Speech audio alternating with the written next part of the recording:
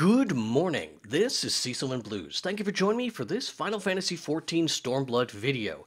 It is now officially June 16th, and that means early access for Stormblood will begin shortly.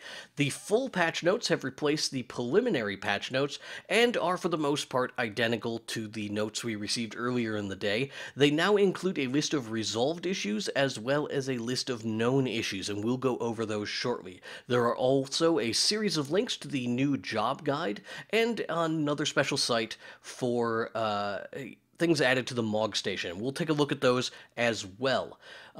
First of all, let's take a look at resolved issues. These are mostly minor issues that don't jump out at me as being something that you mostly would have encountered. So I'm just going to scroll past these a little bit slowly, and if you'd like to take a look at them in their entirety, feel free to pause the video.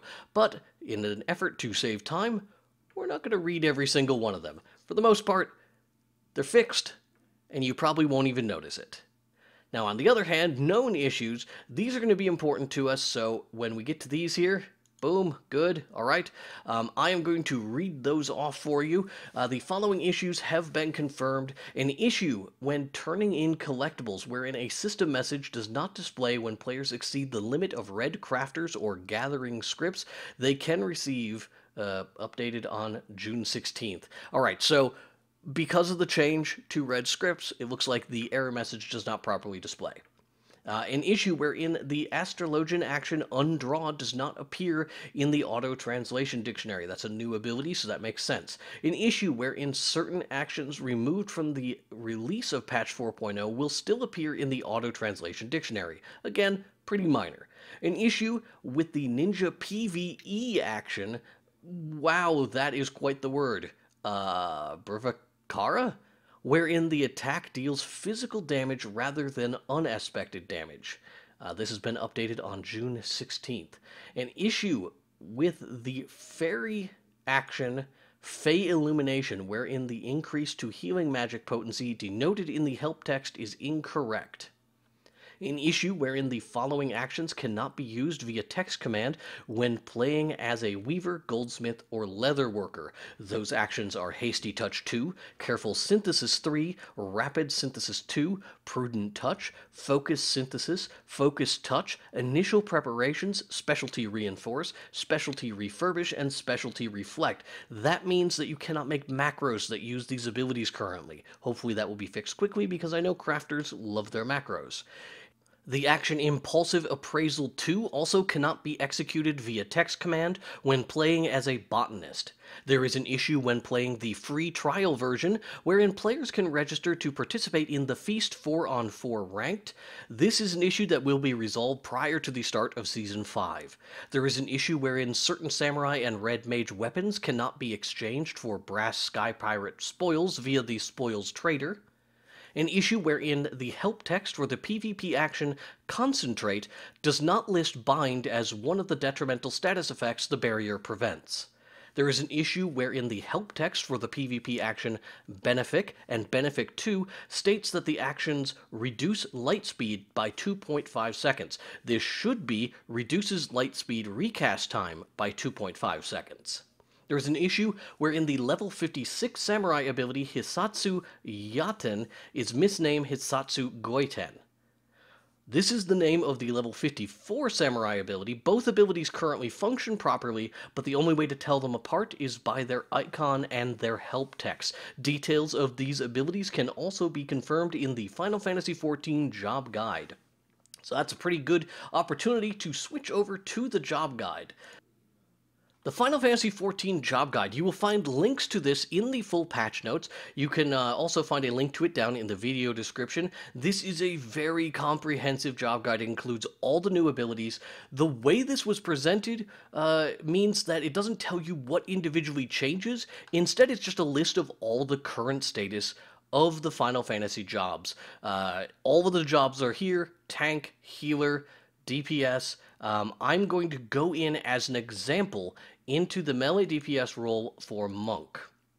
We're just going to click on this, brings up the Monk page, and it's probably a little bit bigger than what you can see on the display that I have, but in the middle of the screen we have the monk role, a description.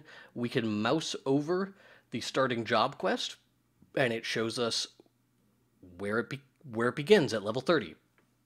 Then, past that, we have our PvE actions and our PvP actions. You can click on those to bring up the tabs. Looks like there are 31 job actions for Monk in PvE, and there are 14 actions in PvP. Let us scroll down through the PvE actions. So,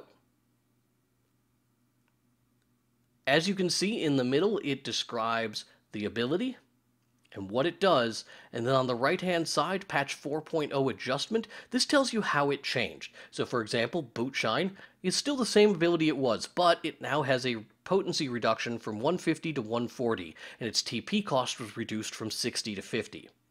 True Strike is now acquired at level 4 instead of level 2. Its potency was reduced from 150 to 140. Potency when executed from a target's rear has been reduced to 190. To 180 from 190. So, this is just an example. I recommend that you take a look at your class's list of abilities and scroll through them. I'm not going to be able to go through every single class's list of abilities in here. It just is not time efficient. And I also don't have familiarity with every class. It doesn't list everything that's been taken away from us, so it might be a little bit hard for me to recognize if I didn't play the job prior.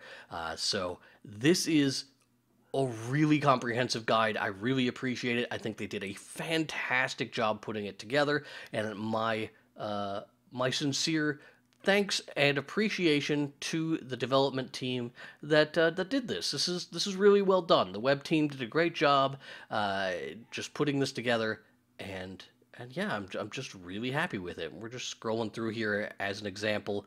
Every single class is just as detailed. This is really cool, and there is additionally on the right-hand side of the screen, which you can't see the way that I have this screen captured.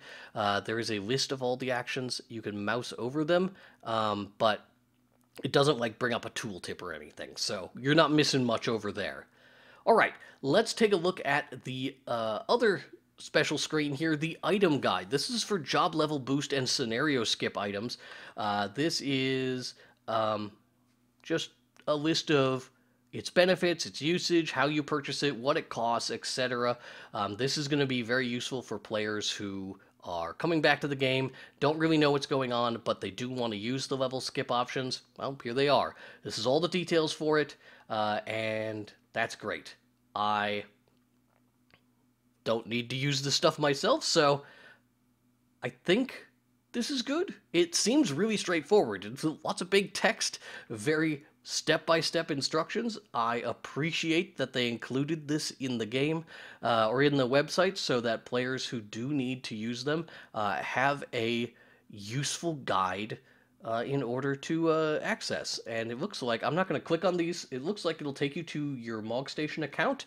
It looks like, based on the web address, that it takes you to your secure login. So we're certainly not going to click on that while we're recording. But there you go. That's this page. The final piece of information that went up, I think, was, and I'll just go ahead and hit play on this. We're going to mute it, though. This is the dungeon preview for Stormblood. And this went up on the YouTube page probably about a half hour ago. And this is just a list of all kind of the opening cutscenes for the dungeons. The later part of the video also includes kind of boss introductions. We're not going to get to that, and I wouldn't want to show that off anyway. I consider that to be a bit of a mild spoiler, and I wouldn't want to ruin these surprises for you. So, that is basically what's going on. Oh, come on, phone. It is time to get up. It is time to play Stormblood. So, are you ready? I'm ready. Thank you so much for tuning into this video. I hope you found it helpful. Make sure to check out my guides, or not guides so much, but videos for the patch notes reading that I did earlier today. They are broken into 3 parts, one for the general guide, one for PvP issues, and one for crafting issues. I hope you found this video helpful. Make sure to hit the like button. You can subscribe to the channel, be notified when new videos are posted, and I can tell you, new videos are going to be posted over the course of the weekend. We will be covering everything we can in Stormblood that makes sense. I hope you have a great weekend. I hope you've gotten a fantastic amount of sleep and are charged up and ready to take the war to the Empire. Thank you again, and have a great day.